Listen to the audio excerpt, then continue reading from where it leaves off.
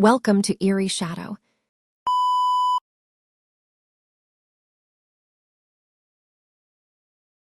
It was a typical Friday night, the kind where boredom nudges you into the depths of the internet, seeking something, anything, to break the monotony.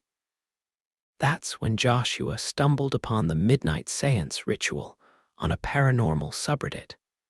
A game designed for the digital age, it promised a spine-chilling experience when played over a voice call. "Guys, we have to try this," Joshua said, excitement evident in his voice. Chan, ever the skeptic, chuckled. "Seriously? A digital seance? What's next? Ghost hunting apps?" But curiosity got the better of us. We decided to play. We gathered on Discord at midnight, as instructed. Each of us lit a candle, dimmed our lights, and ensured we were alone. The ritual required us to chant a specific phrase in unison. "Spirits beyond the veil, we invite you to speak." As we recited the words, a chill ran down my spine. The candles flickered, and for a moment the silence was deafening. Then a soft static filled the call. "Leo." The voice was faint, almost a whisper, but unmistakably real. "Did you guys hear that?" I asked, heart pounding. "Hear what?" Chan replied. "Someone said my name." Joshua's webcam glitched, showing a brief silhouette behind him. He turned, but there was nothing there. "Okay, this is getting creepy," he said. Over the next few days, things escalated. My phone would ring at odd hours, displaying unknown numbers. When I answered, there was only static. Chan reported hearing whispers when he was alone, and Joshua's lights would flicker without reason. We decided to confront whatever we had summoned. We reached out to a local paranormal expert, Miss Reyes. After hearing our story, she warned us about digital rituals. The digital realm is vast and uncharted.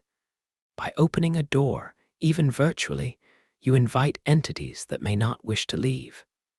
She provided us with a cleansing ritual to perform together. We gathered once more on Discord, following Miss Reyes' instructions. As we recited the incantation, the atmosphere grew tense. Suddenly, all our screens went black. When they returned, a message appeared. "You cannot undo what has been done." Panic set in. We ended the call abruptly. Even after the attempted cleansing, the disturbances continued. I would catch glimpses of figures in reflections, hear my name whispered when no one was around. Joshua and Chan experienced similar phenomena. It became clear that the entity had attached itself to us. We realized that some doors, once opened, cannot be closed. The digital seance had left a mark, a connection to something beyond our understanding. Now, we live with the consequences, hoping that one day the whispers will fade. If you're ever tempted to play a ritual game online, remember our story. Some connections are better left unmade.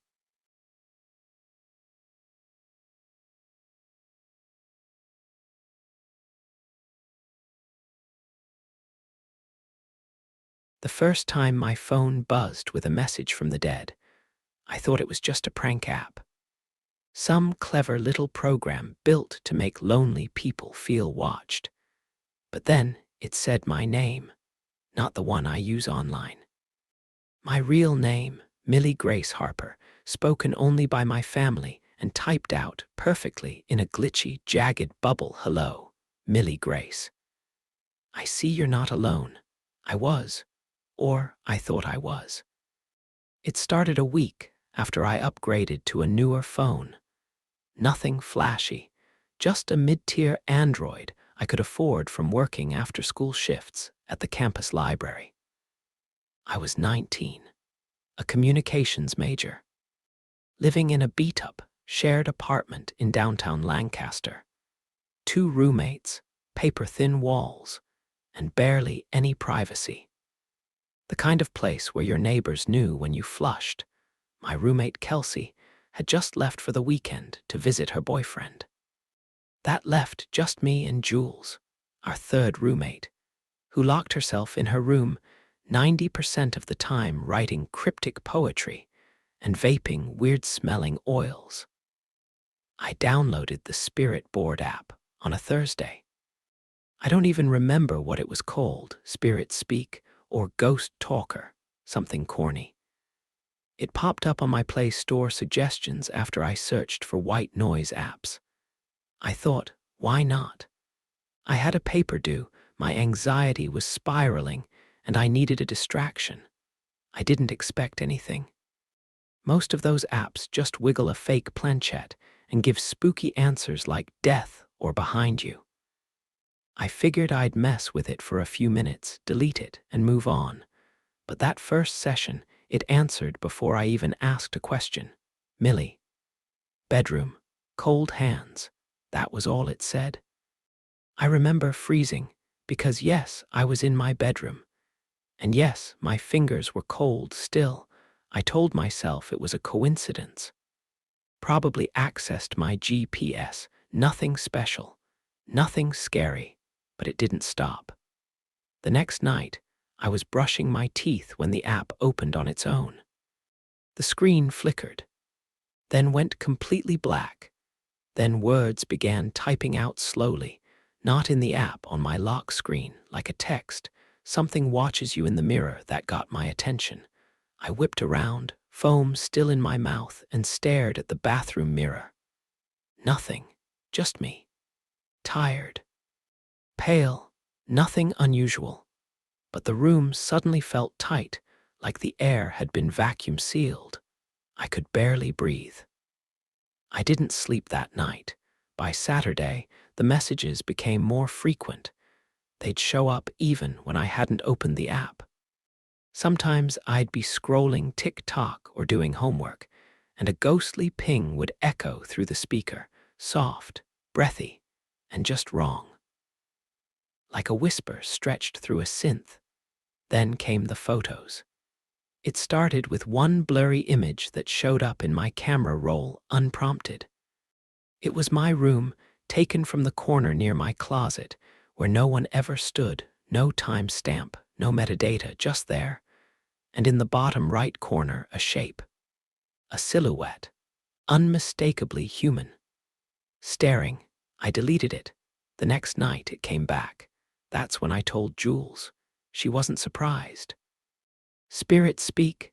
That thing's cursed, she said through a mouthful of matcha gum. You probably gave it permission to access your microphone, your photos, your soul, whatever. Is that a joke? Mostly. She didn't offer help, just shrugged and said, don't feed it. Ghosts are like trolls. Ignore them long enough, they fade. She was wrong. That Sunday, Kelsey came back. The moment she stepped through the door, my phone buzzed. I glanced at the screen, new presence detected. Kelsey looked around, confused. Did you hear that? Like whispering, I nodded. She left for her boyfriend's again the next morning.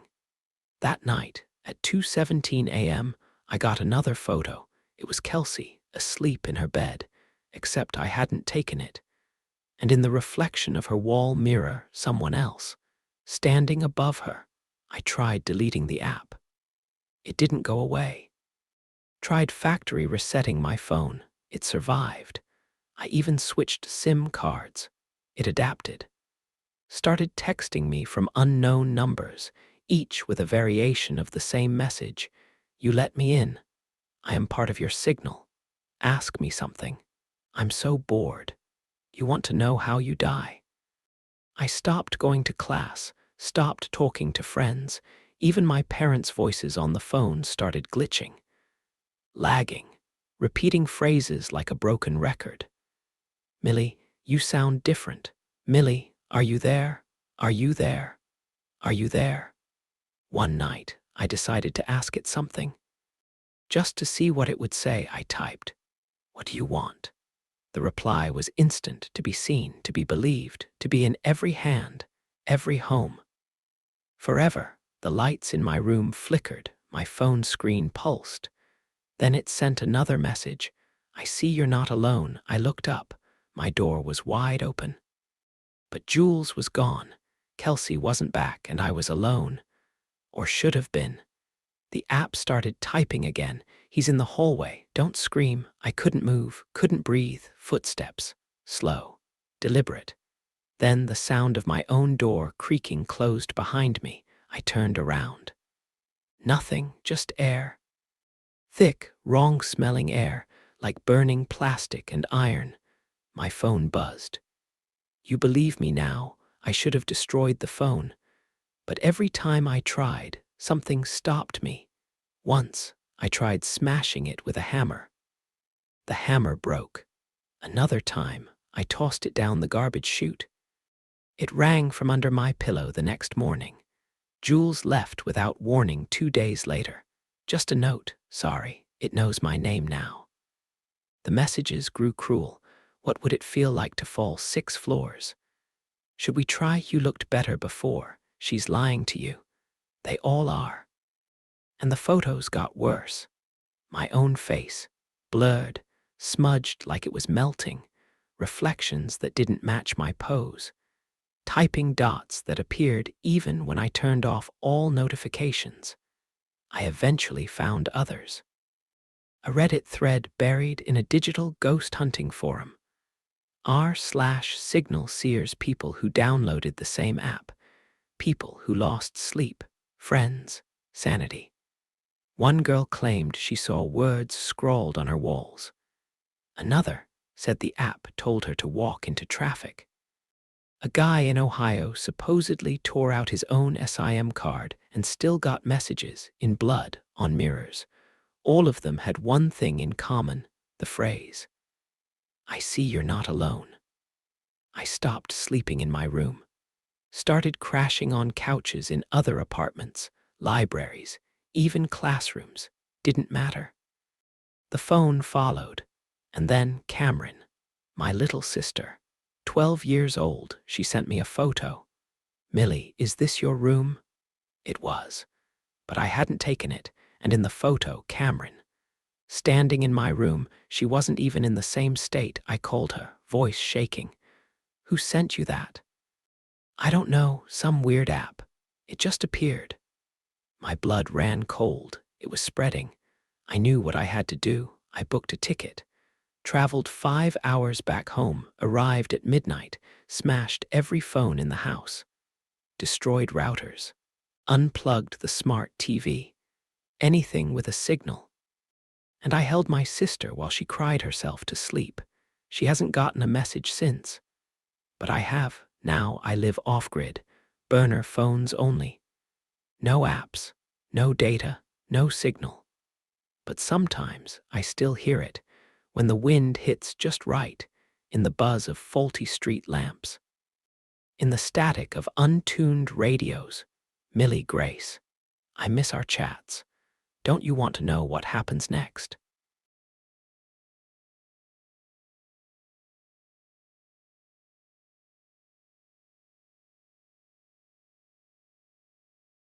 I first heard the voice while listening to music in bed. It wasn't loud, not at first. Just a soft echo, like someone muttering from far down a hallway, buried under the static between songs. I thought it was part of the track. You know how some lo-fi producers layer weird vocal samples into beats? I assumed it was that, but the voice knew my name, and it said something I'll never forget. Oscar 316, Jenna bleeds. At the time, I didn't even know a Jenna, but I should have paid attention. It started about 2 months ago. I was 17, just graduated high school, and stuck in that weird summer limbo between freedom and fear. My parents were working late shifts, and I had the apartment to myself most nights. Just me, my cracked Android phone, my cheap-ass headphones, and Spotify playlists on shuffle. Nothing out of the ordinary. I'd always been a headphone guy. They were my cocoon. Drown out the noise of the city, my parents' arguments, The constant banging of pipes in our busted apartment complex in Easton Heights. Music was my escape, but lately, it felt like something was listening back. My best friend Eric and I hung out almost daily back then. He was the kind of guy you couldn't take seriously even if you tried. Shaggy hair, dark hoodies, and a laugh that made you forget how shitty things were. Then there was Camilla, my neighbor. Quiet. Smart. One of those people you always saw reading on a balcony, legs tucked under her like a cat. The three of us were regulars on the abandoned rooftop of our building. We'd talk about anything. Life, death, what it would be like to just disappear. We thought it was all teenage angst. Now I know it was foreshadowing, that first message in the static. I brushed it off, thought it was a weird dream or maybe I was half asleep. But the next night the voice returned. It was sharper, more insistent. Oscar, wake up. Jenna, 3:16. This time I wrote it down. I searched my contacts, social media, no Jenna. But the number stuck with me. 3:16. A time, a date. At exactly 3:16 a.m., my phone buzzed. An emergency alert popped up.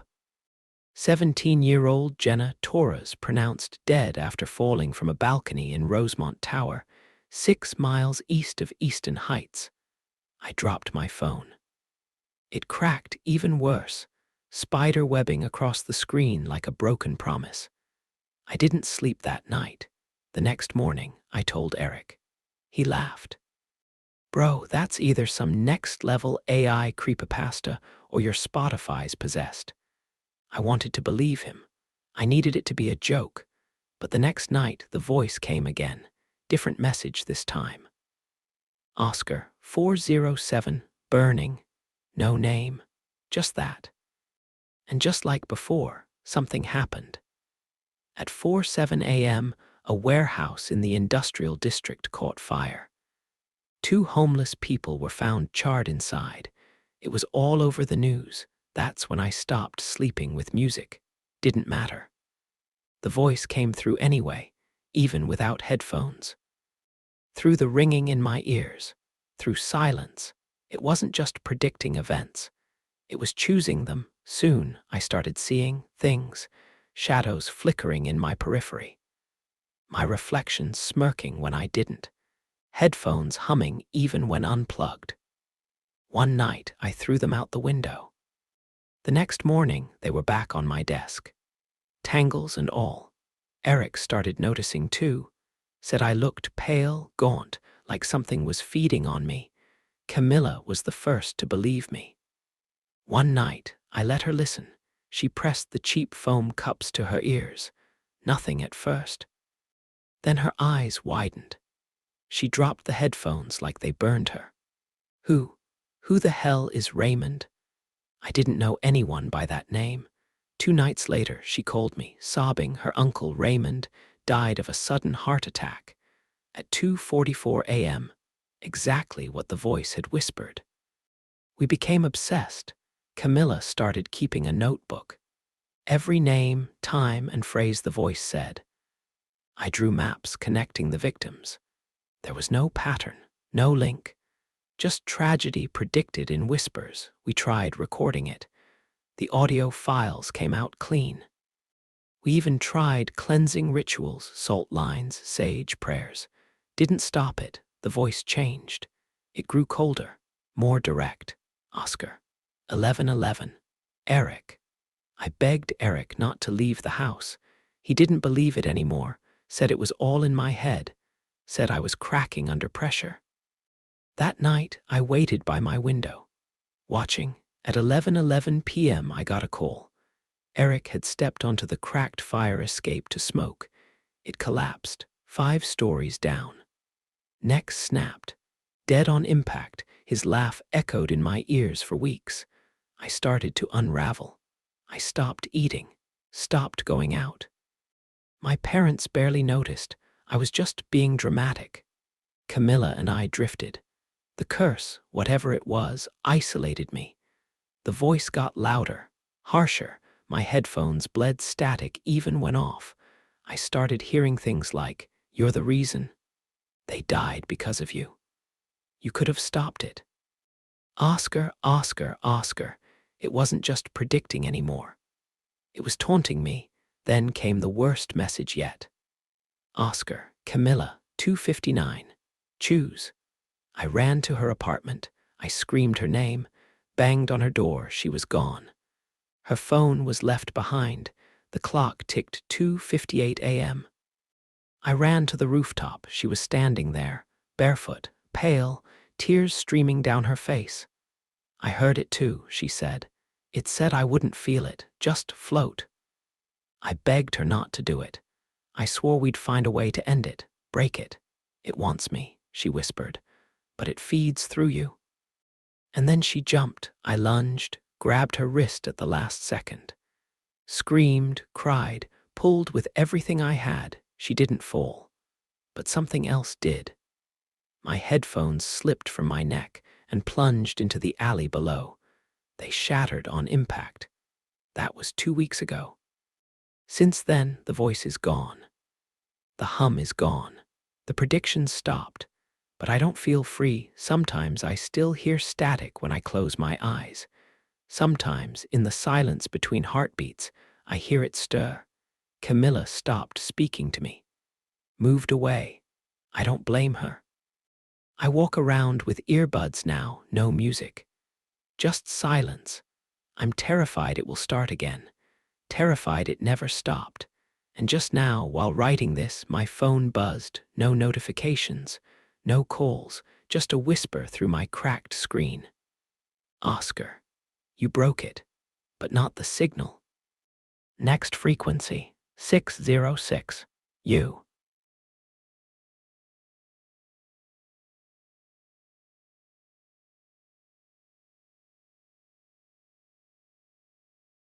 The house was eerily quiet, save for the soft hum of the refrigerator and the distant rustle of leaves outside. Rosta sat on the plush armchair in the living room, her eyes flicking between the clock on the wall and the baby monitor beside her. The parents had left for their evening out, entrusting her with their most precious possession, their newborn daughter, Lily. As the evening wore on, Rosta adhered strictly to the parents' instructions. She had been briefed thoroughly during the interview. Keep the nursery door closed at all times. Never go into the attic. And above all, never check under the crib after 9 p.m. The last instruction had been emphasized with a peculiar intensity. Rosta had nodded, assuming it was merely a quirky parental superstition. But now, as the clock neared 9, she couldn't shake the feeling that the house was watching her. Rosta was a college student, studying early childhood education.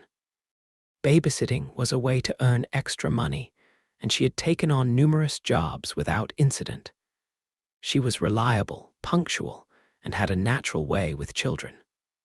But tonight, something felt different. The house, though beautiful and well-kept, exuded an unsettling energy. The walls seemed to whisper, and the shadows in the corners of the rooms moved with a life of their own. The nursery was the heart of the house. Painted in soft, pastel colors, it was adorned with plush toys and a mobile that gently spun above the crib. But beneath the surface, there was an unsettling stillness. The air felt thick, as if the room held its breath, waiting. The hallway outside the nursery was dimly lit, with the only illumination coming from a single bulb that flickered intermittently. The stairs creaked with every movement, and the attic door at the end of the hall stood ajar, a sliver of darkness peering through. As the clock struck 9, Rosta felt a chill run down her spine. She had been told not to check under the crib, but curiosity gnawed at her. She glanced at the baby monitor. Lily was asleep, her tiny chest rising and falling rhythmically. The house was silent, save for the occasional creak of the floorboards. Minutes passed, each one stretching longer than the last. Rosta's mind raced with possibilities. What could be under the crib? Why had the parents been so adamant about the rule? The tension built, a palpable force pressing against her chest. Then, a soft sound broke the silence, a whisper, barely audible. "Rosta," she froze. The voice was unmistakable. It was Lily's, but Lily was asleep. Rosta's heart pounded in her chest. She turned toward the crib. Lily remained motionless, her eyes closed in peaceful slumber. The whisper had come from nowhere, yet it had been so real she shook her head, trying to dispel the growing unease. It must have been her imagination, she reasoned. Stress, fatigue, the isolation of the night, all contributing to her mind playing tricks on her. But then the whisper came again. "Rosta." This time it was louder, more insistent. Rosta's breath caught in her throat. She stood up, her legs trembling beneath her. She approached the crib slowly, her eyes never leaving Lily's face. The baby remained still, oblivious to the growing tension in the room. The nursery door creaked open, and Rosta stepped into the hallway. The house seemed to close in around her, the walls narrowing, the air thickening. She glanced at the attic door. It was now fully open, an inky blackness spilling out. The whispering resumed, this time from above. "Rosta." She looked up, but the attic was empty. No one was there. Yet the voice persisted, echoing through the house, coming from everywhere and nowhere all at once. The clock struck 9:15 p.m. Rosta stood at the foot of the stairs, her mind racing. The rules had been clear. Never check under the crib after 9 p.m. But the whispers, the voices, the feeling of being watched, it was too much to ignore. She turned toward the nursery, her steps hesitant. The house seemed to breathe with her, the floorboards groaning underfoot. She reached for the doorknob, her hand trembling. The door swung open on its own. Inside, the crib was empty. Lily was gone. I don't know how long I stood there, staring at the empty crib. My mind refused to process what my eyes were seeing. The whispers had stopped, replaced by a deafening silence that pressed against my eardrums. I turned, half expecting to see Lily standing behind me, smiling her innocent smile. But the room was empty. The shadows seemed to stretch and writhe, as if alive. I backed away slowly, my heart hammering in my chest. The attic door loomed at the end of the hallway, its darkness beckoning. I had to find her. As I ascended the stairs to the attic, the temperature dropped. My breath came out in visible puffs, and the hairs on the back of my neck stood on end. The air was thick with dust, and the faint smell of mildew lingered. The attic was cluttered with old furniture, boxes, and forgotten memories. The only light came from a single bulb hanging from the ceiling, casting long, eerie shadows across the room. And there, in the far corner, was the crib. But it wasn't empty. Lily lay there, her eyes wide open, staring directly at me. And beside her, a figure knelt. It was me. I stumbled backward, my mind reeling. The figure in the crib, it was me. But how? How could I be here and there at the same time? The figure in the crib smiled, a twisted, unnatural grin that sent a jolt of terror through my spine. "Rosta," it whispered, "you should have followed the rules." The room began to spin, the walls closing in. I reached out, but my hand passed through the figure as if it were made of smoke. I collapsed to the floor, my vision blurring. The whispers returned, louder now, a cacophony of voices all saying my name. "Rosta." I awoke in the nursery, the soft glow of the nightlight casting gentle shadows on the walls. The police said there was no sign of a break-in. The nursery was exactly how I left it. Crib empty, toys untouched, Lily's baby monitor static, just white noise. The parents came home early after I called them screaming. I couldn't form full sentences, just sounds. I pointed, cried, shook, collapsed. They checked the crib, the attic, the whole house. But Lily was gone. Her tiny shoes were still near the door. Her favorite stuffed lamb sat on the floor where she dropped it earlier that night. But she was gone. And so was the note. You know, the one that said, "Never check under the crib after 9 p.m." It wasn't there anymore. The father swore they never left such a rule. The mother was sobbing too hard to speak. They thought I had done something to her. For weeks, the police interrogated me. Neighbors, friends. They asked over and over, "What do you mean the baby said that's not me?"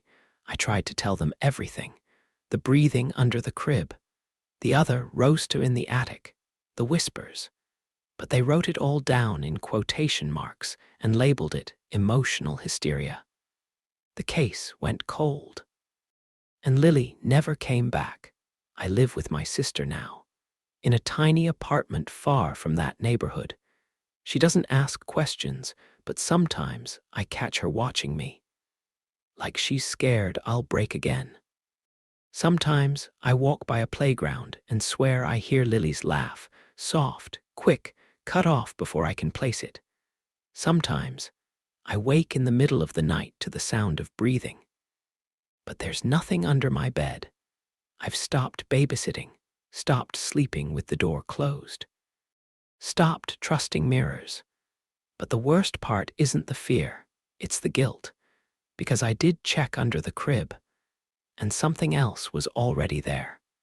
And Lily, sweet, tiny Lily, was already gone before I even looked.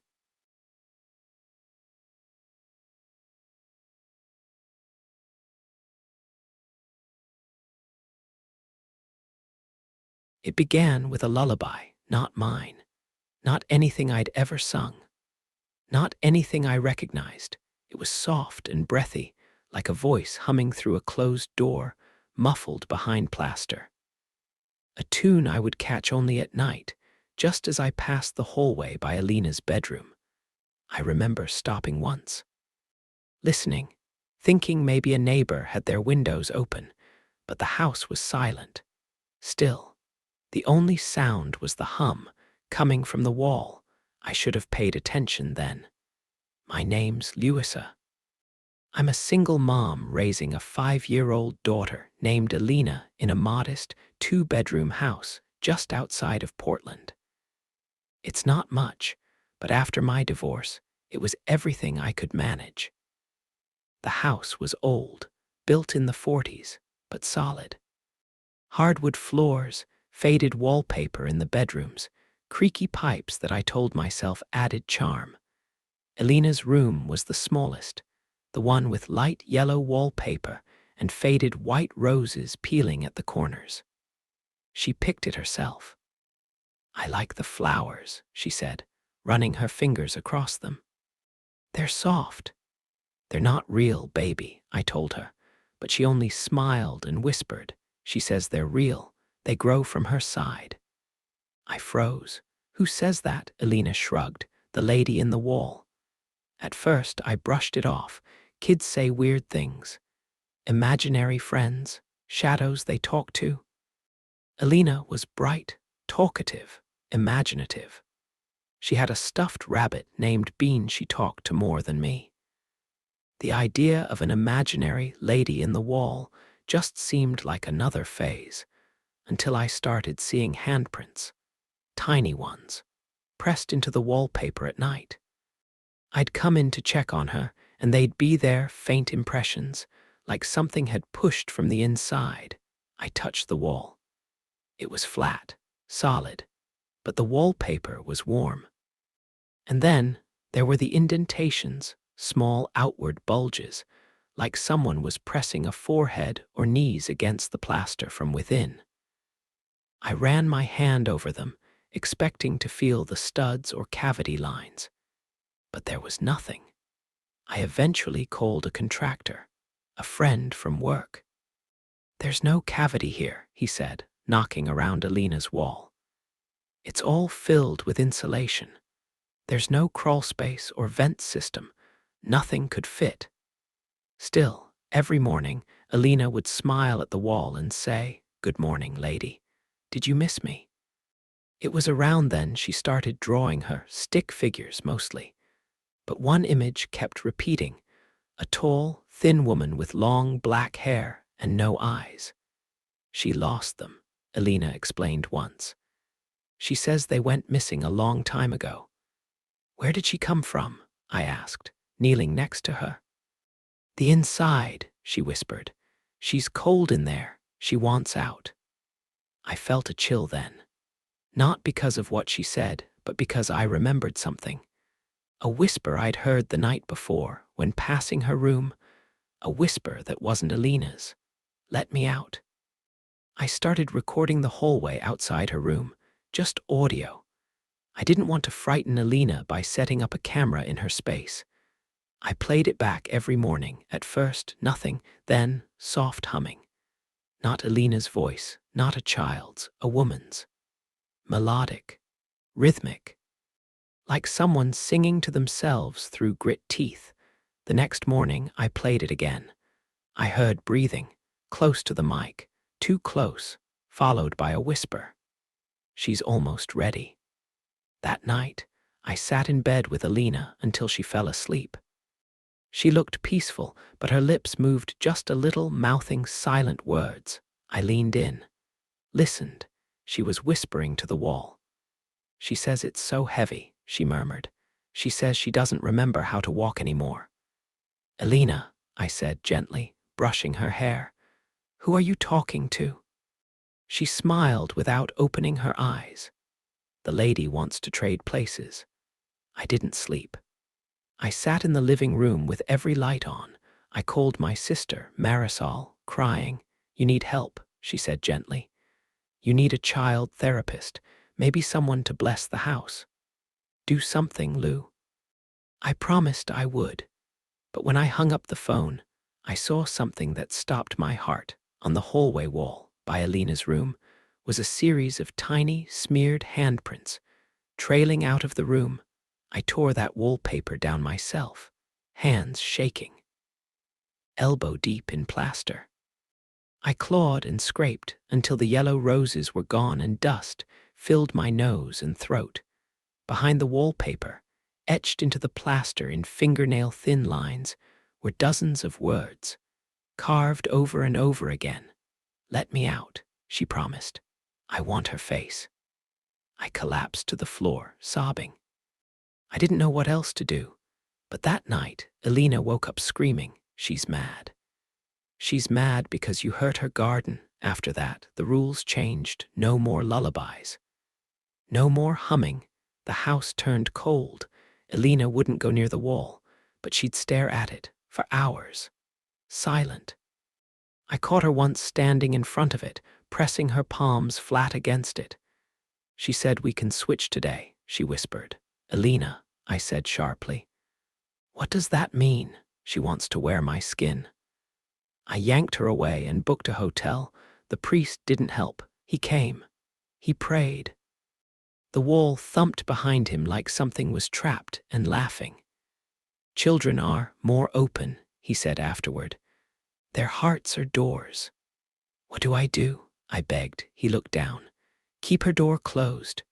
But it didn't work. That night in the hotel, I woke to a sound in the bathroom. Lullaby. Humming, I opened the door and every mirror was fogged. Despite the AC running cold, scrawled in the mist, backwards, "She's already halfway through." Alina changed, quiet. Pale, distracted, she stopped drawing. She started humming, and every time she looked at me, it felt wrong. Not malicious. Not evil, just unfamiliar.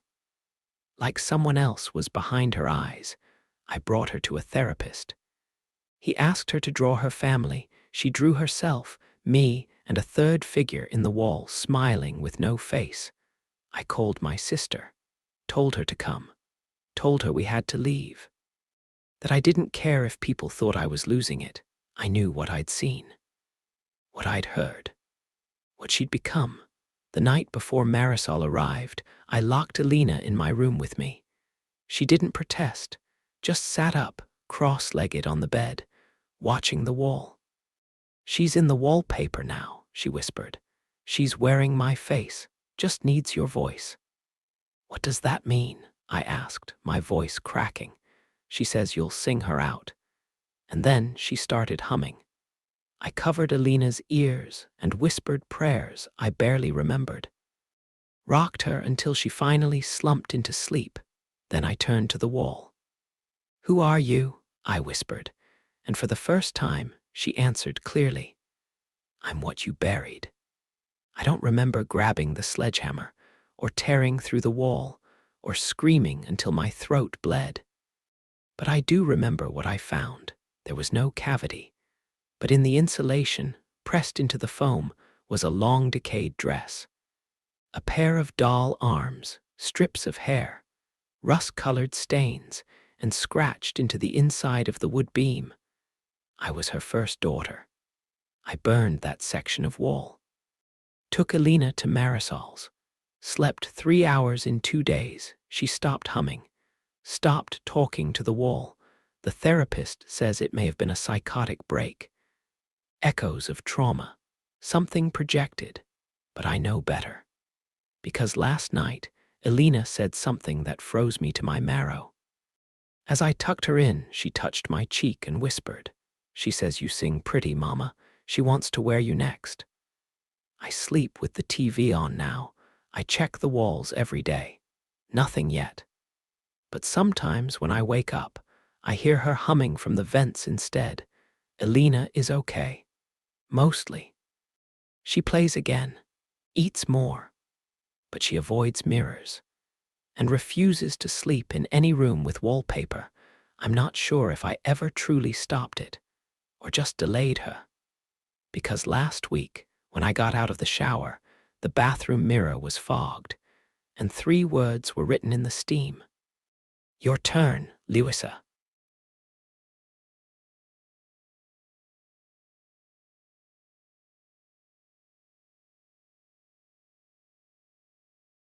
They say grief does strange things to the mind. Hallucinations. Echoes. Shadows in familiar corners. But I wasn't hallucinating when I saw Milo again. I wasn't half asleep or drunk or lost in memories. I was standing in my kitchen, hands covered in dish soap, when I looked up at the window and saw my dead cat sitting on the windowsill. His fur was clean, soft, white and orange like the day I'd adopted him. His eyes stared back through the glass. Wide, reflective, empty, and I swear he blinked. "My name's Robert. I'm 37, divorced, no kids, just me, the house I kept after the split, and until recently, Milo, my cat. I'd had him since he was a kitten. Through 2 breakups, 1 layoff, and the long quiet after my marriage ended. When my ex left, she even said, 'You care more about that cat than you ever did about us.' She wasn't wrong. Milo was there when no one else was. When the world felt gray, he'd jump on my chest and purr like I was the only warm thing left in it. When he died 3 weeks ago, cancer, too far gone by the time I noticed, I broke. I buried him myself, wrapped in his favorite blanket, a little grave near the back fence. I even placed his toy mouse with him. A dumb gesture, maybe. But I needed to feel like I was giving him something to hold in the dark, so no, I didn't imagine him on the windowsill. The next few seconds felt like an eternity. I dropped the plate I was holding. It shattered, but I didn't care. I ran to the window, heart slamming against my ribs. But he didn't move, just stared. "Milo," I whispered, breath fogging the glass. He meowed, but the sound was wrong. It was soft, almost gentle, but distorted. Like it had been recorded and played back on a loop, just a few tones too deep. I ran outside, nothing there. That night, I couldn't sleep. I told myself it was a stress reaction, that I hadn't eaten right. That grief was finally cracking something inside me. But around 2:13 a.m., I checked the clock. I heard a scratch at the window by my bedroom, like claws gently dragging down the glass. I crept to it, and there he was again, Milo, sitting perfectly still, ears upright, tail curled around his paws. His eyes didn't reflect the porch light, they reflected me. I didn't open the window. I wanted to. God, I wanted to. But something in me, something primitive and cold and instinctive, whispered, "That's not him." I backed away slowly. He meowed again, warped, like a throat trying to mimic a sound it remembered.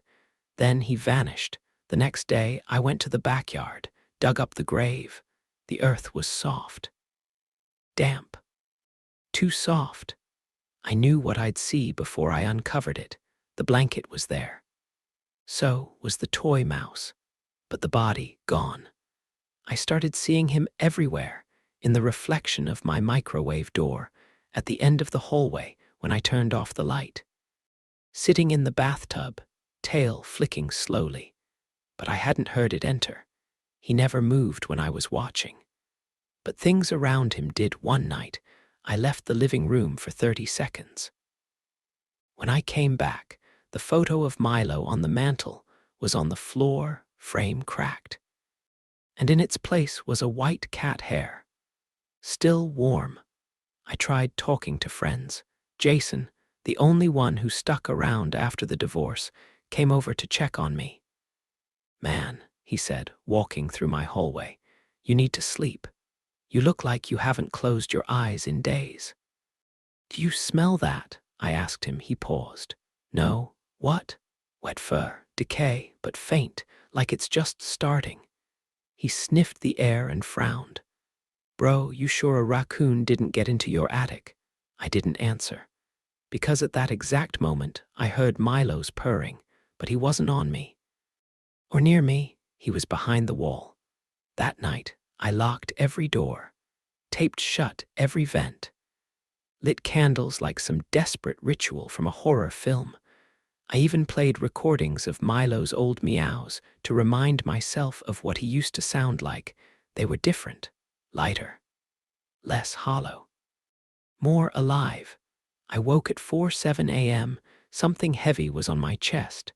I thought it was sleep paralysis, until I felt a soft paw touch my lip.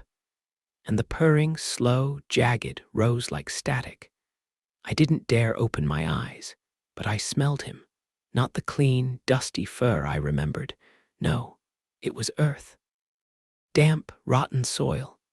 Something old. When I finally opened my eyes, nothing was there, except a single paw print on my shirt. And I hadn't owned a white shirt in years. I left the house, drove for hours, slept in the car. When I came back, the house was cold. Still, no sign of him. But the photo of him on the mantel was gone, replaced by another photo, one I didn't take. It was a picture of me, sleeping, with a blur of orange and white fur on my chest. I called a medium. "Yeah, I know how it sounds." She was an older woman named Ray. Kind voice. Said she'd lost her dog years ago and understood the pain. When she stepped into my house, she froze. "Something here is wearing your grief like a costume," she whispered. "What do you mean?" "It's not your cat. It's using him." "Using him how? To get in?" She placed candles in each room, burned sage, drew sigils in chalk. When she entered the hallway, she gasped. There, on the wall, where I'd never noticed, were scratch marks. Dozens, all the same size, cat claws, scraping to get out. Ray made it to the front door before she stopped, shivering. "You need to bury the memory," she said. "Let go of the love it's feeding on." "I can't. If you don't, it'll take more than just your sleep." The final night, it escalated. I woke to the sound of Milo meowing behind the walls. Then, inside the vents. Then, under the bed. And finally, on the ceiling, the meow stretched into something else, a croak, a voice, low, mocking, grating. Pet me. The next morning, I found the original photo of me and Milo shredded. But behind it, scrawled in something black and wet, were words. You said you'd never leave me. I did the only thing I could. I went to the backyard and burned everything. The toy, the blanket, the photo, his collar. I spoke to the air, to Milo, or whatever had taken his shape. I loved you, but you're gone. You don't belong here anymore. For a while, silence. Then the wind picked up. The smell left. The walls stopped humming. The windows stayed empty. I've been sleeping better now, mostly. But some nights I still hear it. A soft purr in the corner of the room, no source, no warmth, just the sound. Sometimes I cry. Because I don't know if I'm mourning my cat, or the part of me that wants him back so badly. I'd welcome a monster just to feel him again. I still keep his bowl, still find myself calling his name when I come home late. That's the thing about grief. It doesn't end. It settles in. Changes shape. Hides in warm memories and soft echoes. Maybe whatever came here was never Milo. Maybe it was. But I learned something. Some doors don't open unless you beg them to.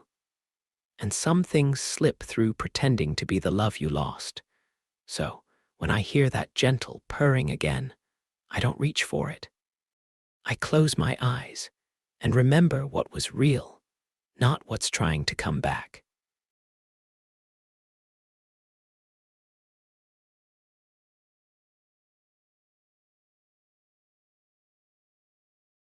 People think Bloody Mary is a joke, a sleepover prank, a harmless dare. I used to think so too, until we played it in Jenny's house. Her place sat on the edge of town, older than any of ours, inherited from her grandmother who died there. The house creaked like it breathed. It still smelled faintly of mothballs and dried guava leaves. That night, the power had gone out. Rain hammered the rooftop like warning knocks from something just outside. We were supposed to be watching a horror movie, but instead we sat around her dining table under candlelight, me, Rosie, Philo, Evan, and Jenny. You guys ever played Bloody Mary properly? Jenny asked, a strange glint in her eyes. I blinked. Properly? Yeah, she grinned. Candle, mirror. No lights, and 3 full chants, no whispering like cowards. I've done it before, Evan said, trying too hard to sound casual. Nothing happened. Jenny rolled her eyes. Not with me, you haven't. Something about the way she said it made me nervous. We ended up in Jenny's grandmother's bathroom. It was long, narrow, and uncomfortably cold. The mirror stretched wall to wall, its edges spotted with age. Jenny placed a single candle in the sink. No flashlights, no phones, just us. Are we really doing this? Philo muttered. It's just a stupid game, Evan said again, but his voice wasn't as sure this time. I didn't know why I didn't walk away. We stood shoulder to shoulder, facing the glass. Jenny took the lead. Everyone ready? We nodded. Bloody Mary. Bloody Mary. Bloody Mary. Silence. The candle flickered, spitting wax onto the porcelain sink. Then, a shadow. It wasn't behind us. It was in the mirror. At first, I thought it was a trick of the light. The candle was warping the mirror, right? That's all. But then, I noticed our reflections. They weren't moving with us. I turned my head. My reflection didn't. It stared ahead, mouth slightly open. I'm not moving, I whispered. Neither am I, Jenny replied. But they are. In the mirror, our counterparts turned to face us, smiles slowly stretching, too wide, too smooth. Jenny screamed. The candle went out. We fumbled in the darkness. Philo tried the door. Locked. Open it, Evan shouted. The mirror glowed faintly now, even without the candle. Pale silver light shimmered across its surface like it was alive. Then the glass rippled. I swear to God, it rippled like a stone had hit still water. And from that shimmer, something stepped forward. It looked like Jenny, but it wasn't. Its eyes were black, not just pupil, completely, horrifically black. Its limbs moved just a little too slow, as if gravity worked differently in its world. And then, crack. A long fracture split the mirror from corner to corner. Philo backed up so fast he tripped. "We need to get out. Get us out." The Jenny thing in the mirror whispered something. My own reflection turned and looked at me and grinned. We don't remember how we got out. 1 second we were screaming in the dark, and the next, the bathroom light flicked on. The mirror was whole again.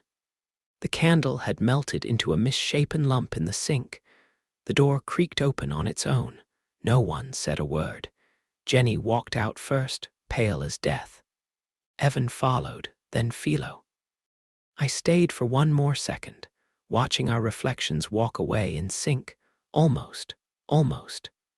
My reflection lingered half a second longer before finally turning, like it was choosing to let me go. Things got weird after that. Jenny wouldn't talk about it. She stopped going to school a week later. Evan texted me once to say, "Do you ever feel like the mirrors don't match anymore?" He stopped replying after that. Philo had a breakdown. Said he saw himself sleeping when he looked in his mirror, that his reflection blinked too slowly. I tried to rationalize it all. Group hysteria. The power of suggestion. We got scared and imagined things, but mirrors don't lie. Right. Except they started to. My reflection moved when I didn't. It stared longer, held expressions I wasn't making. One night I tested it. I stood completely still. My reflection smiled. I didn't. Jenny was the first to go. Her mom called the police. She said Jenny had just walked into the bathroom, locked the door, and never came out. They had to break the door down. There was no one inside. The mirror, however, was shattered, and carved into the wall behind it were the words, "She's home now." Evan was next. His phone was found in his apartment, screen still recording. His last words, "It's watching me now, from the other side." Now it's just me and Philo. We don't leave the house. We've covered all the mirrors. But sometimes, reflections appear anyway, in the TV screen when it's off, in a puddle on the street, in the dark glass of a microwave. I saw Jenny once, grinning back at me from the corner of a spoon. Philo won't speak anymore. He just stares at a covered mirror in his bedroom and mutters something I can't understand. I think it's Latin. Or maybe it's just backwards. I don't know if I'm me anymore. Sometimes I'll wave, and my reflection doesn't wave back. Sometimes I hear my own voice echo back a few seconds too late. But only when I'm alone. They're trying to cross over. Or maybe they already have. Maybe we're the ones trapped behind the glass now, just waiting for our turn to replace someone else. I write this as a warning. If you see your reflection smile when you're not, don't turn around. Rosie's mother found her sitting in front of the bathroom mirror, staring blankly. The lights were off, but candles had been lit. Rosie wouldn't blink, wouldn't move. They said she was in a fugue state, psychotic break from trauma, possibly triggered by survivor's guilt. The reports about Jenny and Evan were inconclusive, both classified as missing persons, though neither had reason to run away. When asked what happened, Rosie only whispered, "The mirror doesn't show me anymore." No mirror was ever found in the house, just a jagged shard of silver glass clutched in her hand, stained with blood and the faintest hint of a smile that didn't quite belong to her.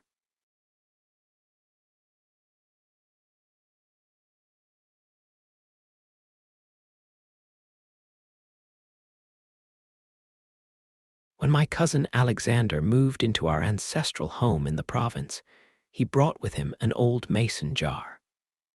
It was sealed tightly, with black wax dripping down its sides, and inside, a swirling smoke seemed to dance endlessly.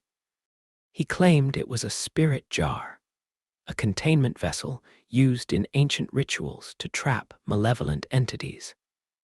I was skeptical, but Alexander was always fascinated by the occult, often diving deep into our family's history and the folklore of our ancestors. He believed that our lineage had connections to the old ways, to the rituals practiced by the Babysitter and the Catalonan. Alexander explained that the jar was part of a containment ritual he had performed to trap a restless spirit that had been haunting him since his childhood. He had used graveyard dirt, red pepper, and a personal item of the spirit, sealing it with incantations passed down through generations. The jar was to be kept hidden, undisturbed, to ensure the spirit remained confined.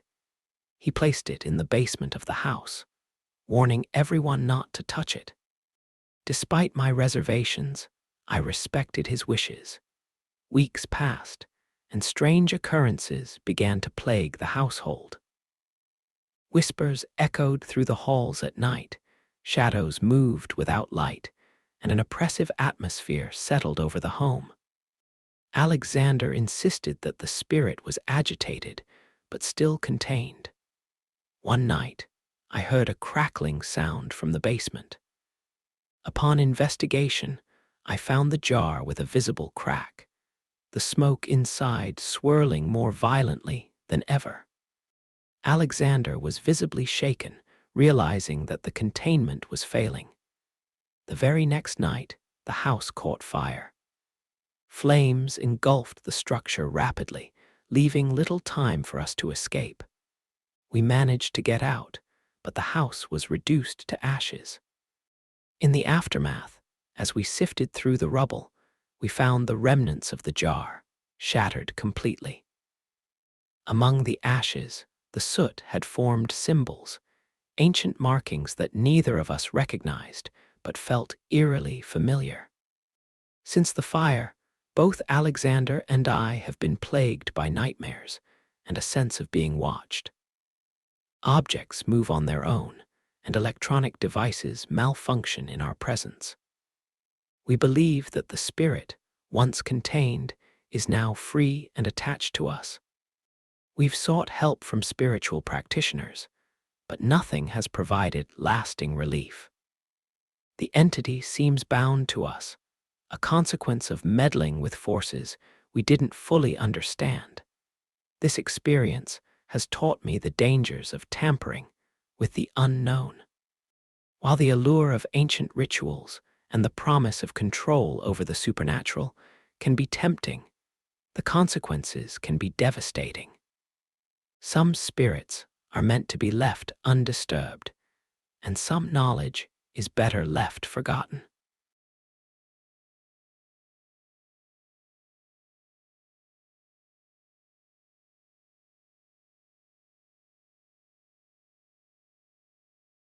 Lauren had always prided himself on his independence.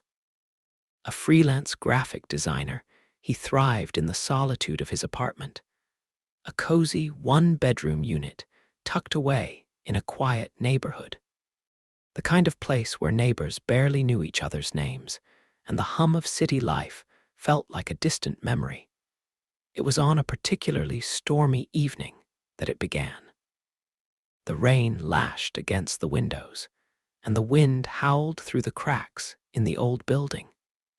Lauren had just settled into his favorite armchair with a cup of tea when he heard it, a voice, unmistakably his own, calling his name from above.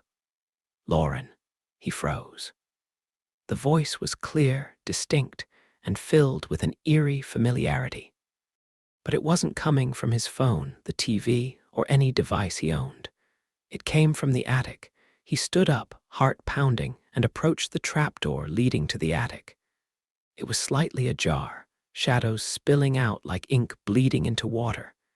He hesitated, then called out, "Hello?" Silence. His mind raced. Maybe it was the wind playing tricks on him, or perhaps the old building settling. But deep down, he knew something was wrong. The voice had sounded too real, too deliberate. The days that followed were filled with unease. Lauren tried to dismiss the incident as a figment of his imagination, but the voice returned. Each time, it was more insistent, more personal. "Lauren, come up here." He would hear it while working late into the night, or during quiet moments when he thought he was alone. The voice always came from the attic, always calling him by name. Sleep-deprived and on edge, Lauren decided to investigate. Armed with a flashlight, he ascended into the attic.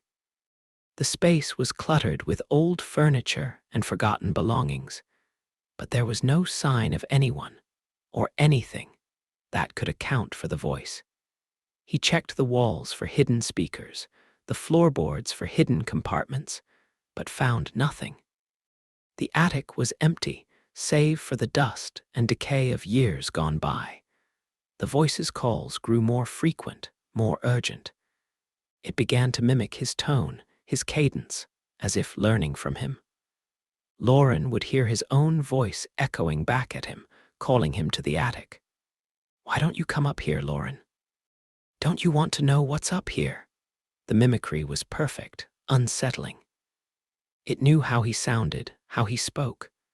But Lauren had never taught it. He tried to ignore it, to go about his daily life, but the voice was always there, lurking in the background. It followed him from room to room, a constant presence that gnawed at his sanity. One night, driven by a mix of fear and curiosity, Lauren decided to confront the voice. He climbed into the attic, determined to find the source of the haunting mimicry. As he reached the top of the stairs, the air grew cold, the shadows deeper.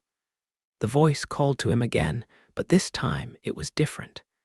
It wasn't just mimicking his voice, it was mocking him. "Still looking for answers, Lauren. Still trying to find me." The words sent a chill down his spine. He turned to leave, but the trapdoor slammed shut, trapping him in the attic. The temperature dropped further, and the shadows seemed to close in around him. He could hear breathing, his own breath, but distorted, layered over with another presence. The walls seemed to pulse, the air thick with a presence that wasn't his own. Lauren managed to escape the attic, but the experience left him shaken. He researched the history of the building, hoping to find an explanation. What he discovered was more horrifying than he could have imagined. The previous tenant, a man named Elias, had lived alone in the apartment for years. He was known for his eccentric behavior and reclusive nature. But what struck Lauren was the fact that Elias had died in the attic, alone and forgotten. It seemed that Elias had never truly left. His presence lingered in the attic, and now it was reaching out to Lauren, using his own voice to lure him in. Determined to end the nightmare, Lauren returned to the attic one last time. He confronted the presence, demanding it leave him alone. For a moment, there was silence. Then the voice spoke, not in mimicry, but in its own tone. "You think you can banish me? I am the attic. I am the shadows. I am the forgotten." The temperature plummeted, and the shadows seemed to reach out, pulling at him. But Lauren stood his ground. "I am not afraid of you," he declared. With that, the presence recoiled, the shadows retreating into the corners of the attic. The air warmed, and the oppressive weight lifted. Lauren descended from the attic, the trapdoor closing behind him. The voice no longer called his name. Lauren moved out of the apartment shortly after, unable to shake the feeling that something was still watching him. He never spoke of the experience to anyone, but the memory lingered, a constant reminder of the voice that had known him too well. And sometimes, when the wind howls just right, he swears he can hear it again. Lauren.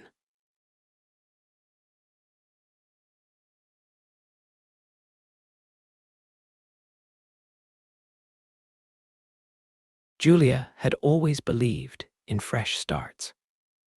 After a tumultuous breakup and the subsequent upheaval of moving cities, she found herself in a modest apartment complex on the outskirts of town.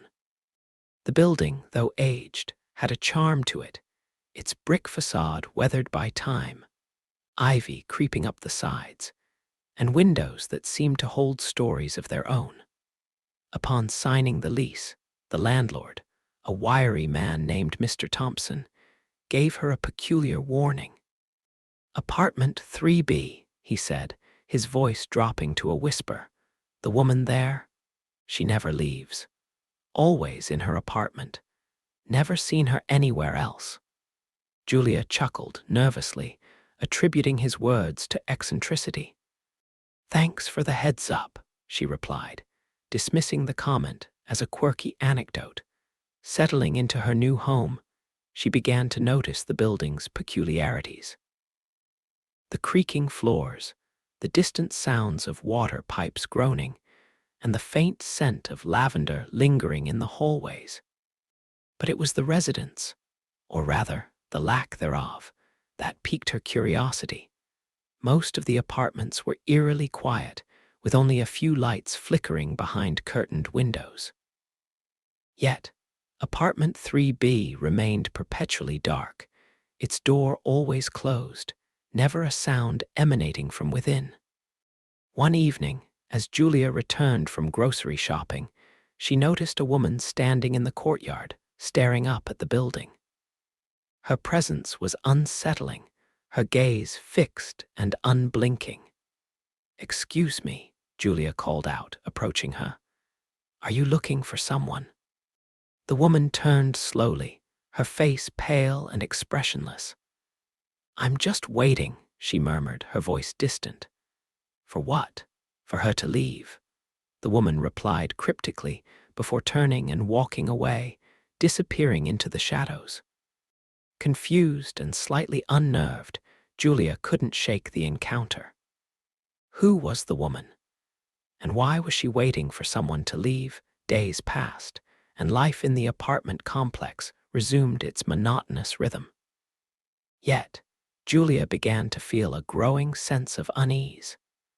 It started with subtle things, a flicker in the corner of her eye, a shadow moving just beyond her line of sight, the sensation of being watched. One night, as she prepared for bed, she caught a glimpse of something in the bathroom mirror. A figure, standing just behind her. Spinning around, she found the room empty. Her heart raced. Was she imagining things? Or was there someone else in the apartment? The occurrences became more frequent. She'd hear soft footsteps behind her in the hallway, feel a cold breath on her neck when no one was there, and catch fleeting glimpses of the woman in the reflection of windows and mirrors. Determined to uncover the truth, Julia began to investigate the history of apartment 3B.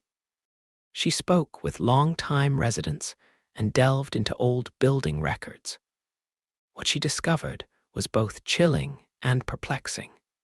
The woman in 3B, whose name was Alina, had lived in the apartment for decades. She was known for her reclusive nature, rarely seen outside her home.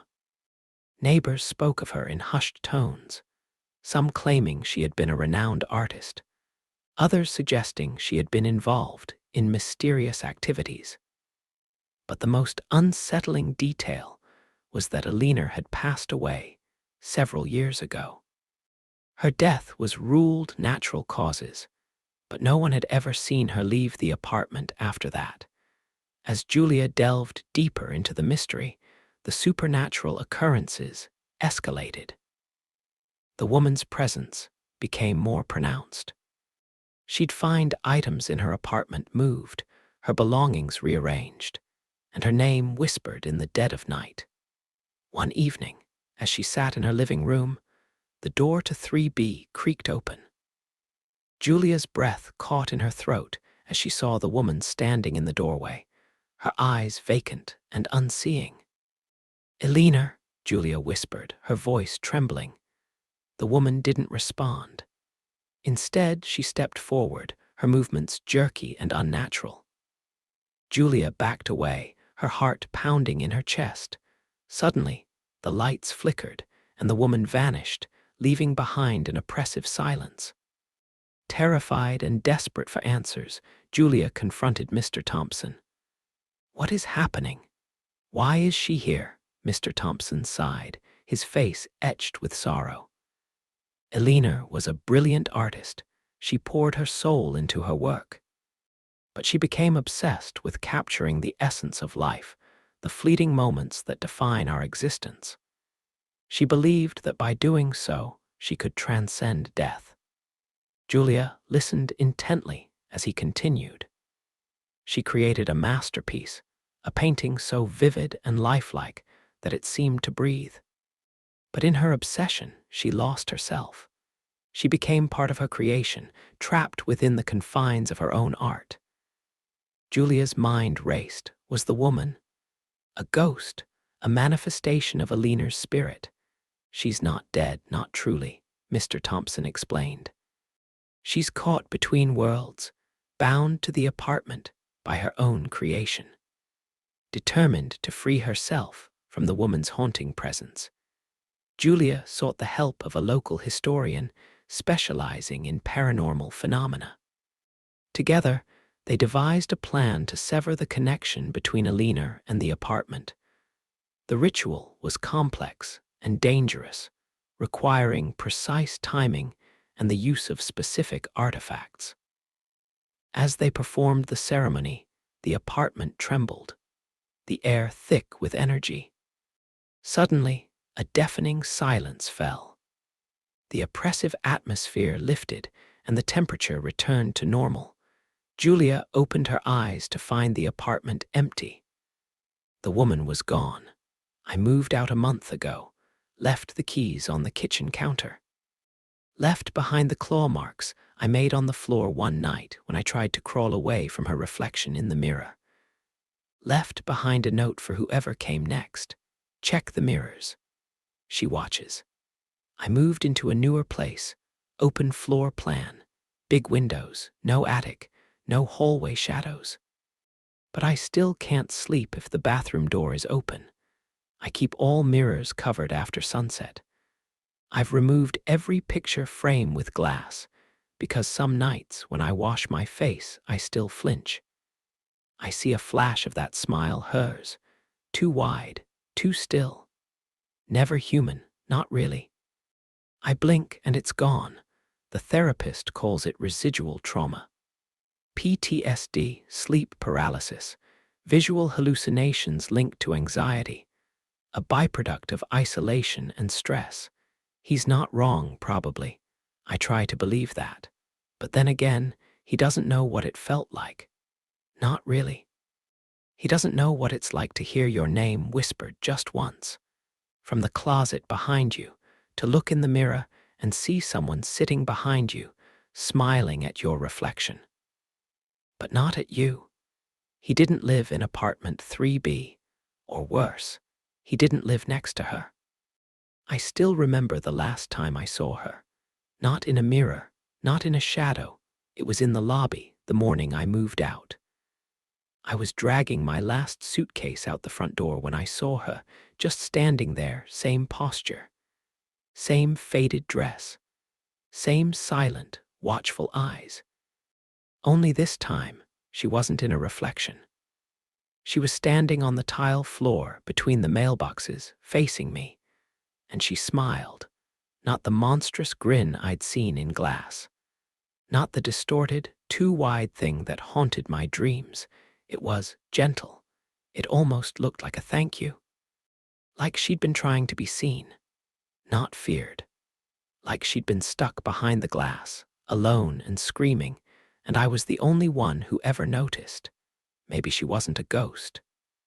Maybe she was a woman who disappeared into herself, into her trauma, into her isolation, and the building never let her go. Maybe that place does something to lonely people. Maybe it still is. I walked out the door without saying a word. I didn't look back. I still don't know what was real. Maybe Alina was never dead. Maybe she wasn't even supernatural. Maybe the building became a mirror itself, reflecting something in me I didn't want to see. My own fear, my own silence, my own slow disappearance. But I know what I felt. I know what I saw. And I know I'm not the same. Not since apartment 3B.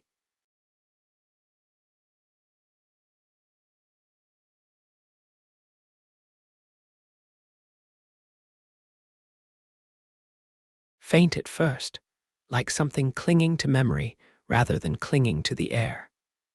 It wafted through my living room in soft waves, gentle, floral, oddly sweet. At first, I thought it was some old fabric softener caught in the upholstery. Maybe a candle someone left behind before I moved in. But then, I noticed something that stopped me cold. It was the exact scent from my grandmother's funeral. The same thick, heady fragrance of funeral lilies that sat around her casket in tight, suffocating rows. I hadn't smelled it in over 10 years. You don't forget that smell. It presses against your brain like a weight. I live alone in a small, narrow house on Rosebrook Lane, just on the edge of an older suburb. It's quiet, too quiet sometimes. I moved in after a breakup that was equal parts messy and necessary, and I needed space to think, to heal. My name's Emily, by the way, 34, graphic designer. I work from home. I live with a cat named Misso who only shows me affection when he thinks I'm dying or when he's hungry. Anyway, the smell always came at night, always after midnight. Subtle at first, then stronger. And every morning after, I'd find petals, scattered on the hardwood floor, faintly crushed, pale, like someone stepped on them with ghost feet. At first, I thought I was losing it. I even blamed Misso, assuming maybe he found a way to drag something in through the window screens. But he just sat on the kitchen counter and stared at them, pupils huge. Ears turned toward nothing. The petals weren't fake. They weren't even fresh. They were wilting. Some were browned at the edges. Some withered like they'd been dead for days. I swept them up without thinking. But they came back every night, a few more each time. Like the trail was building, like something was walking through my house and shedding pieces of itself. I tried ignoring it. Really, I did. But then I started hearing the whispers, just outside my bedroom door, sometimes right behind me. Faint, indecipherable. But every now and then I'd catch my name, Emily, just the way she used to say it. My grandmother. The kind of voice that sounded like it came through a lace curtain, soft but cold. Let me explain something. My grandmother, Lorraine, raised me until I was 12. My mom wasn't around much. Dad left early. Lorraine was strict, distant, not the baking cookies type. She had rules for everything, how long to sit at the table, how to fold laundry properly, even which days I was allowed to speak during dinner. But the strangest thing was her obsession with scent. She believed spirits carried scents with them, that you could smell death, memory, or evil before you ever saw it. She used to say, "When the lilies come, Emily, someone's crossed back over." I thought it was superstition. Something old and southern, passed down like a warning or a lullaby. But now, every night, that scent was coming back, and I was starting to believe she'd been right. One night, I recorded audio on my phone and left it on the coffee table. I figured if I was just hearing things, maybe it would prove I was imagining it. But when I played it back the next morning, I heard something that made my skin turn to ice. A woman's voice, breathy, barely above a whisper. Emily, why did you leave me there? I didn't sleep that night. I called my best friend Rachel, who I'd known since college. She's one of those people who believes in energy and crystals, but also balances it with a healthy dose of sarcasm. The kind of friend you can call when you're crying, or if you think your dead grandma might be haunting your hallway. She came by the next day with sage and skepticism. You're stressed. You work alone. You're grieving. Maybe this place just smells like flowers. Maybe it's mold or mildew playing tricks. But when she walked in the door, she froze. You said lilies, she asked. I nodded. She sniffed. Yeah, but there's something else under it, like wet earth. She lit sage anyway, walked the perimeter.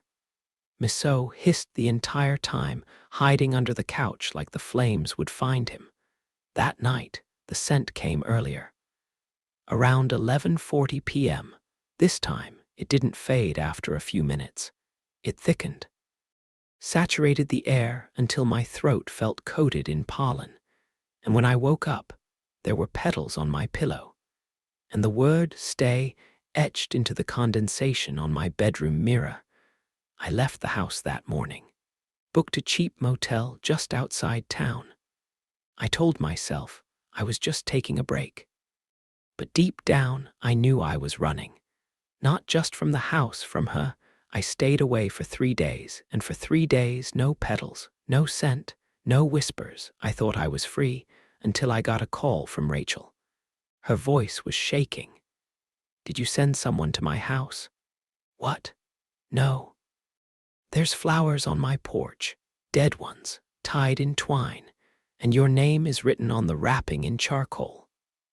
The line went quiet. Then I heard her whisper, she followed you, Em.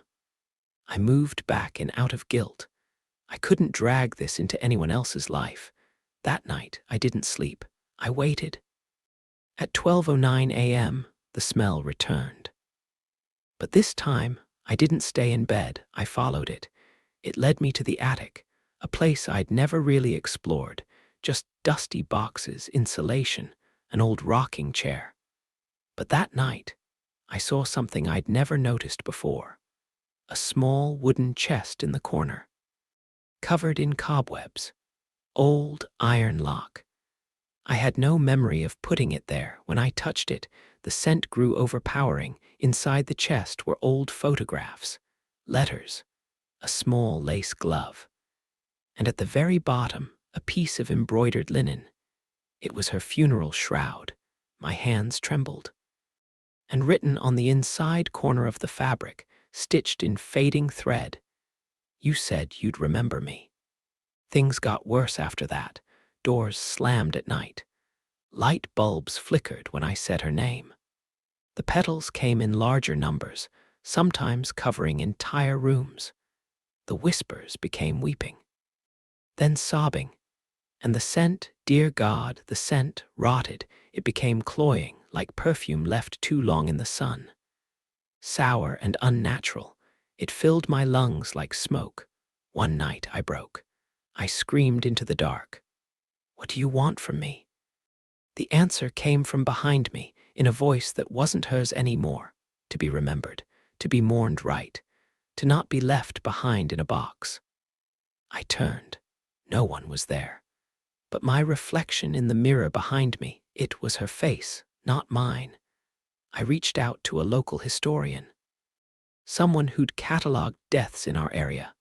I needed context. I needed anything. When I told her my grandmother's name, she paused.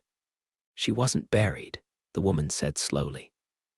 There was a fire at the crematorium in 09. Partial remains were returned, but some families never got everything back. My blood ran cold. What are you saying? She may not be at rest, especially if something was left behind, like her funeral shroud, like the chest in my attic. The next day, I took the shroud to a church. I told the priest it belonged to a relative, that she wasn't at peace. He blessed it, prayed over it, gave me a strange look the entire time. Then I buried it in the garden, deep beneath the oldest tree. I said her name aloud. I said I was sorry. The air was still. That night, the smell didn't come. The petals didn't fall. And in the morning, there was nothing on the mirror. But sometimes, on the breeze, just faintly, I still hear her voice. Don't forget me again. And the lilies bloom out of season. Even in winter, I stayed in the house. Rachel visits less now. Masseau's gotten calmer. He sleeps through the night. I work again. Mostly.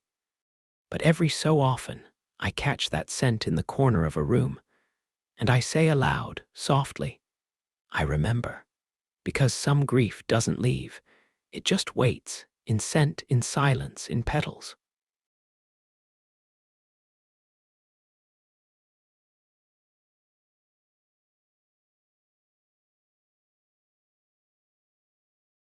They say never play Spirit of the Glass alone. I should have listened. It was a humid October evening in Davao City. The kind where the air clings to your skin and the cicada's song feels more like a warning than a lullaby. I had just moved into my grandmother's old house, a creaky, ancestral home nestled between towering narra trees and overgrown shrubs. The kind of place that held memories in its walls and secrets in its shadows. Unpacking was a solitary affair. My parents had passed away years ago, and my only sibling, Marco, had died in a car accident last year. The silence was deafening, but I found solace in it. Or so I thought. While rummaging through the attic, I stumbled upon an old wooden box, its surface etched with unfamiliar symbols.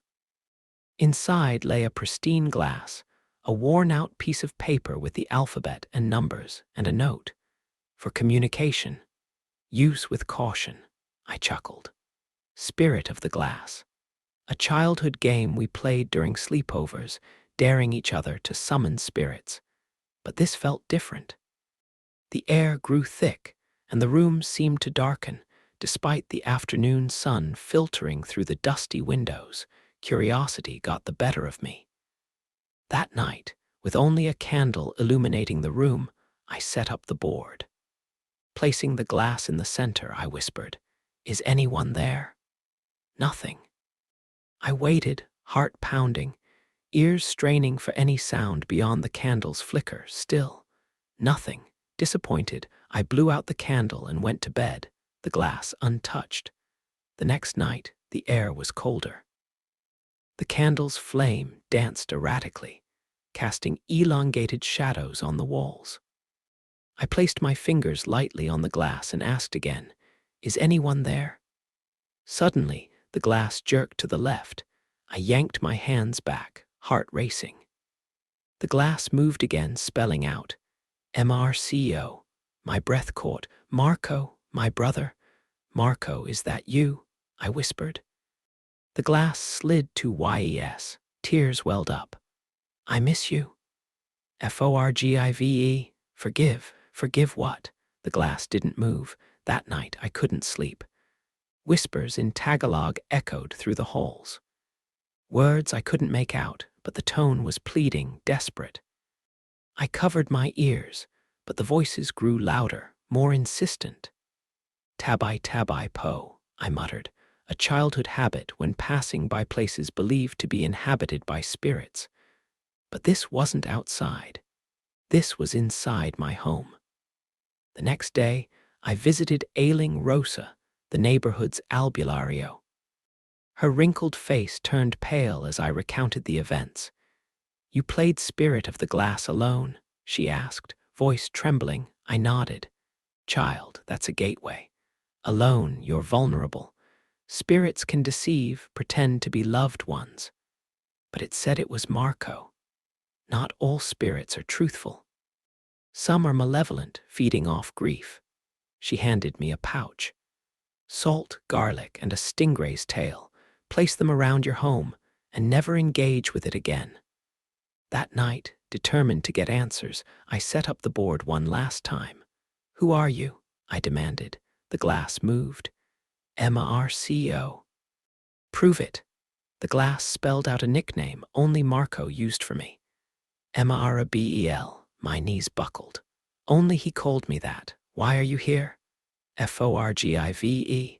For what? You? Me? What did I do? The glass didn't move. Memories flooded back. The night of Marco's accident, we had argued. I told him I hated him, that I wished he would disappear. He stormed out, and hours later he was gone. Guilt consumed me. I'm sorry, I whispered, tears streaming down. The glass moved. Forgiven. That night, after everything that had happened, the glass sliding on its own, the whispers, the unbearable guilt, I didn't light a candle. I didn't sit at the board. I just sat in silence, holding Marco's old photo, the one where we were both grinning in our school uniforms, arms draped over each other like we had the whole world ahead of us. I whispered his name.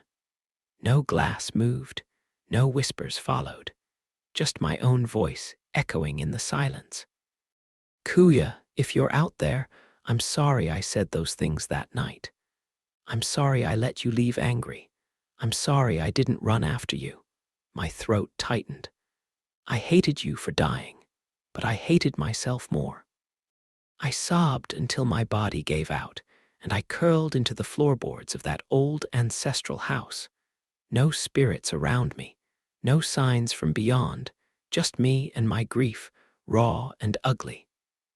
The next morning, I packed away the glass and the paperboard, folding the note inside. I didn't bury it. I didn't burn it. I kept it, not because I wanted to play again, but because it was real. My guilt was real. My longing for Marco was real. Whether that glass moved by spirits or by something in me, desperation, grief, or sheer loneliness, it didn't matter anymore. It had spoken the name I couldn't, and in doing so, it forced me to finally face what I'd been running from. I visited his grave later that week. I brought the glass, not as a tool, just as a symbol. I placed it on the ground beside the stone, tracing my fingers over the engraved letters of his name. I spoke, not to a spirit, but to my brother. I know you're not trapped in that glass. I know you're not hiding in flickering candles or shadows in the hole. You're gone. And I have to live with that. The wind passed over me, soft and warm. I forgive you for leaving that night, but more importantly, I forgive me. I never touched spirit of the glass again, but sometimes, when I'm sitting alone in the quiet of the house, I think about that night. Whether something supernatural happened or not, I'll never know. Maybe I don't need to. What I know is this. I said goodbye. Not with a ritual, not with magic, not with an answer from beyond, but with truth, with pain, with love. And sometimes, that's enough.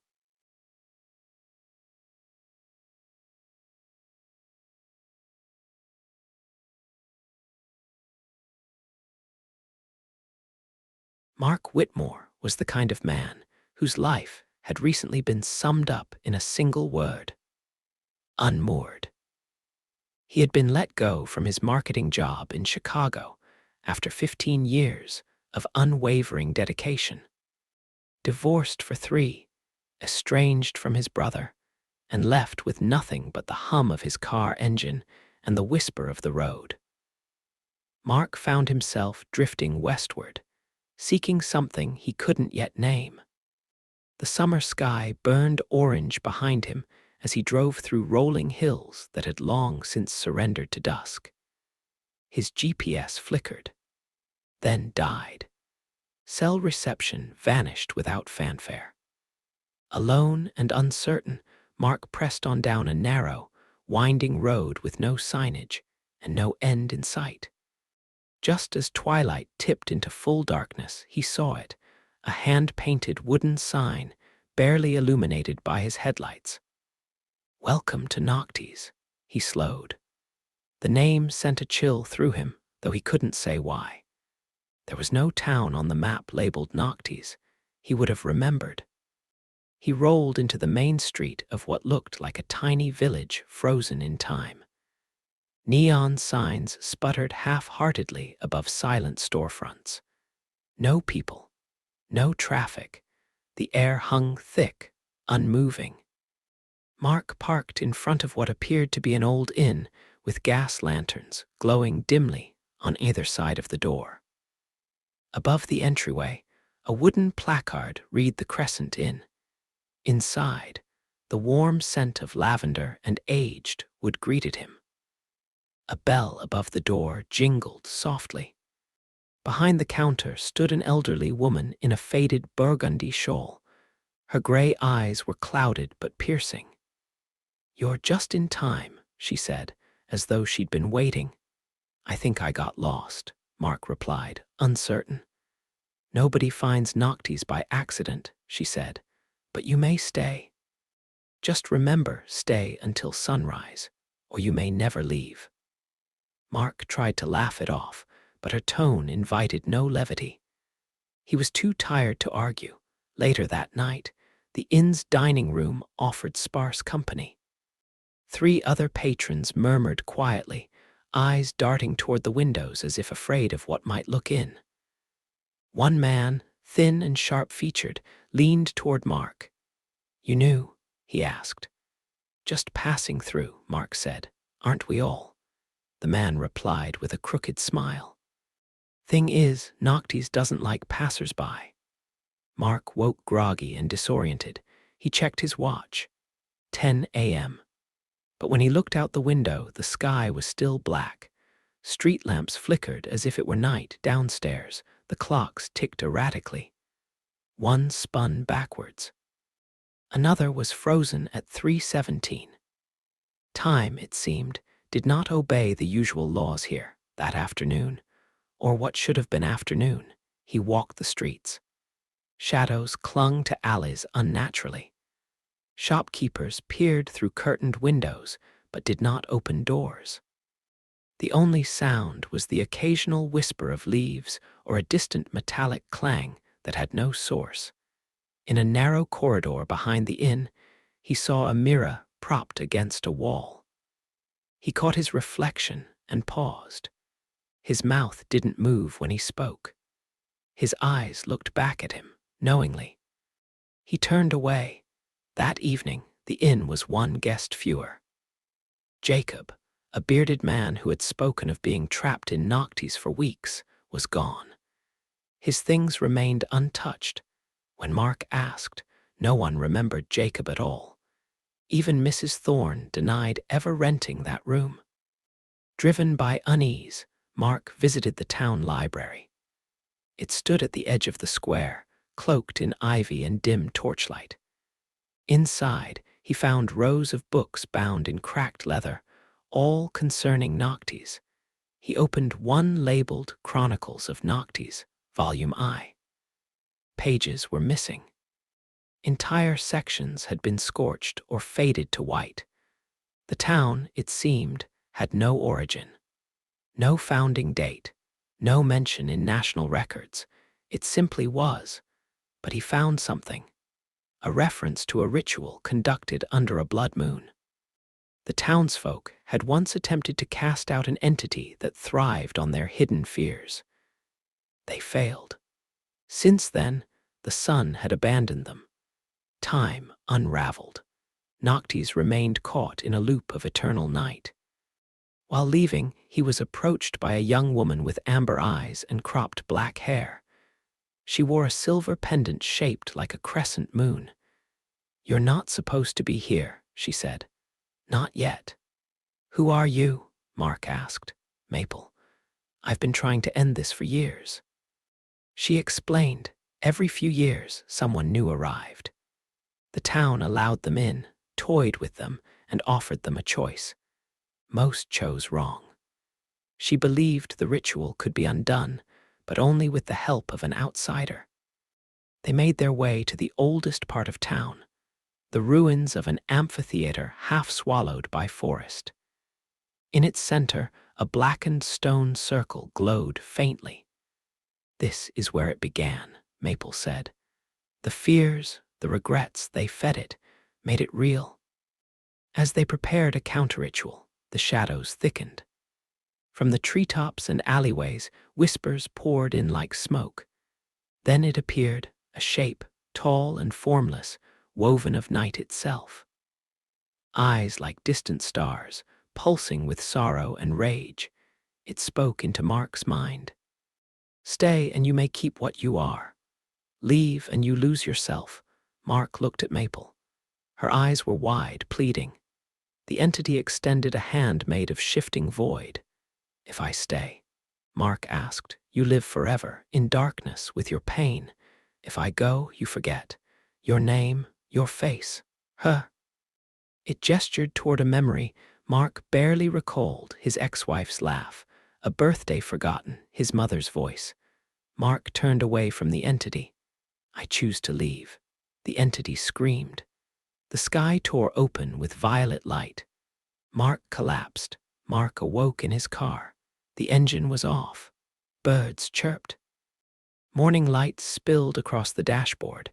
His phone buzzed to life. A single bar of reception. The GPS resumed, recalculating route. He blinked. The town was gone. He remembered nothing. But in quiet moments, he felt the pull of something just out of reach. A town cloaked in night. An amber-eyed girl. A choice made at the edge of reality. Sometimes, in the middle of the night, he would dream of a place called Noctes. And far away, at the edge of the forest, another traveler pulled into a darkened town. The sign flickered. "Welcome to Noctes."